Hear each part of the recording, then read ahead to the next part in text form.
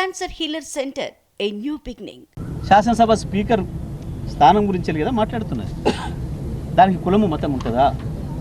అయినా దళితుల గురించి మాట్లాడాల్సి వస్తే ఈ రాష్ట్రంలో ఎక్కడ ఏ శాసనసభ నియోజకవర్గ స్థానంలో ఎక్కడ ఏ మున్సిపాలిటీలో ఇచ్చినారో లేదో తెలియదు, కానీ నా దగ్గర సూర్యాపేటలో నా మున్సిపల్ చైర్మన్ జనరల్ మహిళా స్థానంలో ఒక ఎస్సీ మహిళా సోదరుమణికి అవకాశం ఇచ్చి 5 సంవత్సరాలు విజయవంతంగా పూర్తి చేయించింది.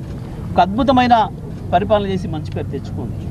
మధ్యలో 4 సంవత్సరాలు జరిగిన తర్వాత ఇదే కాంగ్రెస్ పార్టీ కుట్ర చేసి ద్రోహపూరితంగా ఆమెను దించేసే ప్రయత్నం చేస్తే, ఆమె పదవిని తీసేసే ప్రయత్నం చేస్తే అడ్డుకొని కొట్లాడి ఒంటరిగా మళ్ళీ ఆమె నిలబెట్టుకొని ఆమె పదవిని కొనసాగేటట్లుగా ప్రయత్నం చేసి 5 సంవత్సరాలు పూర్తి చేయించి గది నా కమిట్మెంట్ ఏందో సూర్యాపేట ప్రజలకు తెలుసు, నా తుంగతుర్తి ప్రజలకు తెలుసు, 4 జిల్లా ప్రజలకు తెలుసు, ఈ రాష్ట్ర ప్రజానికి అందరూ కూడా చూసింది.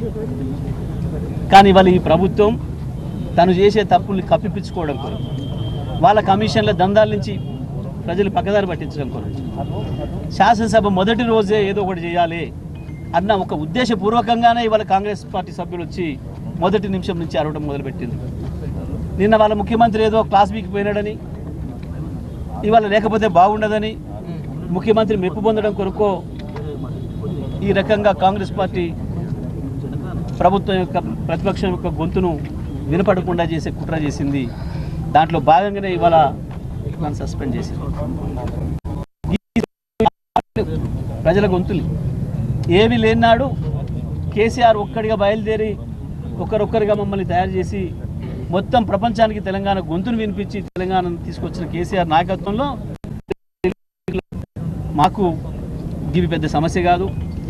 అసలు పదవులనే ఇట్లా గడ్డిపోసల్లాగా వదిలేసి కేంద్ర మంత్రి పదవి నుంచి ఇక్కడ ఎమ్మెల్యేల పదవులు కనుక మంత్రి పదవులతో సహా రాజీనామాలు చేసిన బీఆర్ఎస్ పార్టీకి ఇవి కావు, ఇవేవి గతంలో చూడని అనుభవాలు కావు.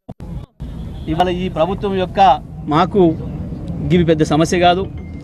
అసలు పదవులనే ఇట్లా గడ్డిపోసల్లాగా వదిలేసి కేంద్ర మంత్రి పదవి నుంచి ఇక్కడ ఎమ్మెల్యేల పదవులు కనుక మంత్రి పదవులతో సహా రాజీనామాలు చేసిన బీఆర్ఎస్ పార్టీకి ఇవేవి కొత్తవి కావు, ఇవేవి గతంలో చూడని అనుభవాలు కావు. ఇవాళ ఈ ప్రభుత్వం యొక్క దొల్లతనం బయటపడింది, ఈ ప్రభుత్వం యొక్క కుట్ర బయటపడింది. మొదలైన 4 నిమిషాలకే కాంగ్రెస్ పార్టీ ప్రభుత్వం యొక్క బట్టలిపే కార్యక్రమం మొదలైంది. ఈ ఉపన్యాసం పూర్తయితే ఆయనతో మమ్మల్ని బర్బాదలు నిలబెడతారేమో ప్రజల ముందటన్న భయంతో ఈ ప్రభుత్వం చేసిన కుట్ర తప్ప ఇంకొకటి కాదు ఈ సస్పెన్షన్. తప్పకుండా దీన్ని ప్రజల్లో ఎండగడతాం, న్యాయస్థానం ద్వారా కూడా మేము ఎదుర్కొంటాం. తప్పకుండా బీఆర్ఎస్ పార్టీగా మా గొంతు నిరంతరం వినిపిస్తూనే ఉంటాం. Cancer healer centre a new beginning.